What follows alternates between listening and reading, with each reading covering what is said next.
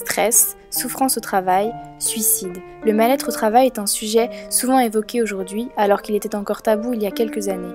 La médiatisation des suicides à France Télécom, des licenciements chez Renault Technocentre ainsi que de l'affaire Kerviel permet aujourd'hui d'aborder la question ouvertement, et ainsi éviter que le phénomène ne se propage.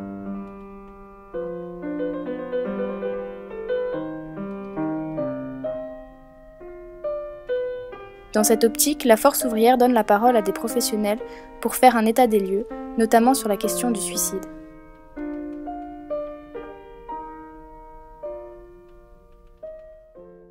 Une tentative de suicide est toujours un appel au secours. Et on a trop souvent tendance à la banaliser. On a trop souvent tendance à dire oui, la fait son intéressant ou la fait son intéressant, pardon, des adolescents.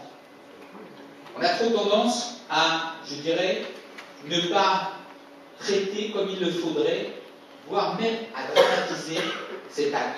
Tous ces suicides interpellent un grand nombre de professionnels, comme les psychologues ou les médecins du travail, qui interviennent de plus en plus en entreprise. Quand il se passe un suicide sur le lieu de travail, tout l'entourage, effectivement, il va aussi avoir tendance, pour se protéger soi-même, de dire oui, c'est plus simple de dire oui, le collègue, là, il est bon, le garçon. Nous gérons actuellement la très grave crise sur France Télécom, où depuis janvier 2008, 37 suicides ont eu lieu.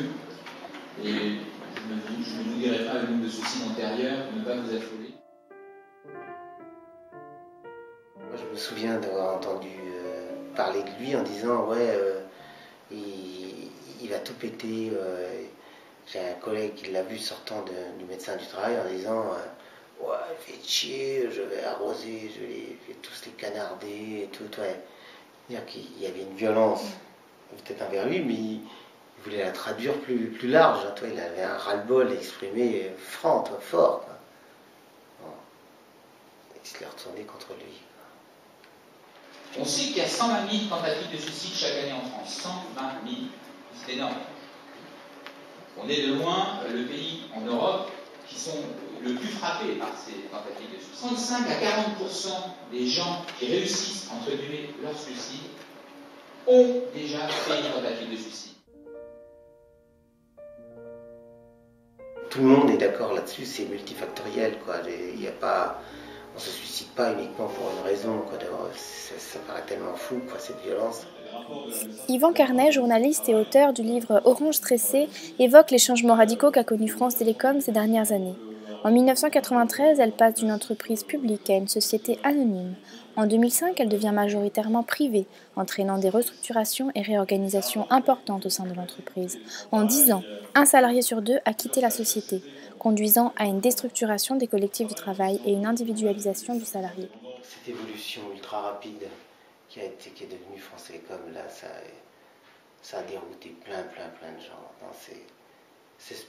Il n'y a pas de cohérence, en fait. Le maître mot, là, souvent, c'est ça. Des difficultés, à des tensions perpétuelles, à une pression qui tombe sans arrêt, à une rationalisation excessive, fait que, en fait, nos entreprises sont en train de se déshumaniser. L'anorexia corporate. L'anorexia corporate, qu'est-ce que c'est? C'est l'anorexie des effectifs. On recherche sans arrêt à réduire les effectifs. Comment veux-tu, d'un côté, augmenter ton activité, de la développer, parce que les technologies sont là pour le faire, avec moins de gens, de moins en moins de gens. De plus en plus, les gens, plutôt que de se réaliser à travers le travail, les gens subissent le travail. Ce n'est pas fini, hein. En 2010, il y en a déjà eu de nouveau. Quand ils parlent d'argent, c'est pour eux. Quand ils parlent de travail, c'est pour nous. C'est la base du travail. En tant que CHSCT, j'ai relevé des problèmes bien souvent auprès de ma direction. Et on a mis en place des directeurs, ce sont pas des directeurs, ce sont des abatteurs. Je tiens à vous dire.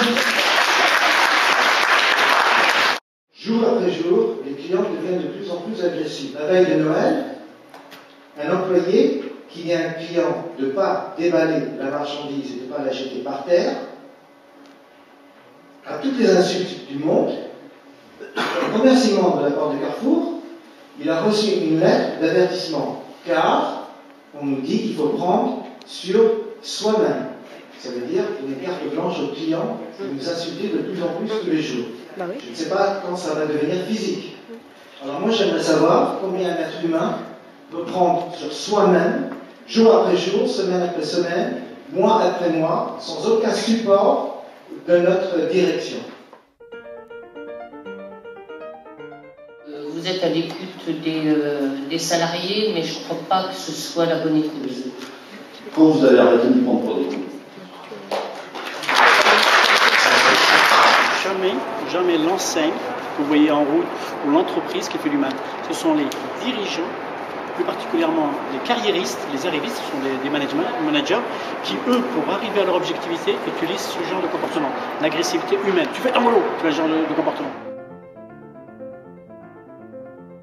Souvent, quand il y a un problème dans une entreprise, c'est un problème isolé. Alors, je dirais 80% des salariés, ils sont bien. Mais c'est par pic, on va dire, dans un secteur, ou ça peut être dans un autre secteur.